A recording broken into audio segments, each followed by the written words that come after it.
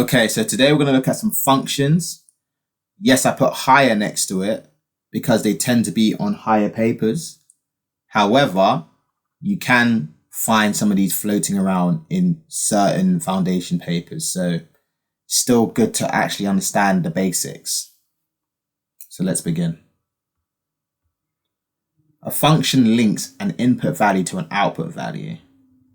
So usually fx or gx is used in exam questions, right? And where you see the x's in brackets is where you would put something in to get something out of that function.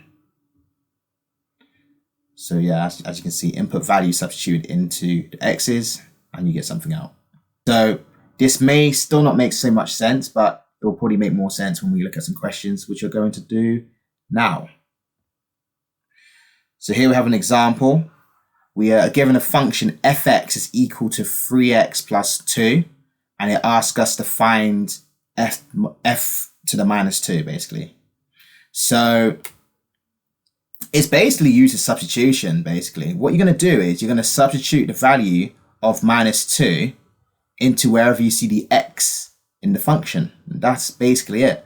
So if we know that fx has been already given to us as 3x plus 2, then f to the minus 2 basically means we replace wherever our x's are with a minus 2. So it becomes 3 multiplied by minus 2 plus 2. So 3 times minus 2 is minus 6 plus 2, which gives you minus 4. So f to the minus 2 is equal to minus 4. Okay? Here's another example, example 2. So I'll let you pause the video and give this one a go.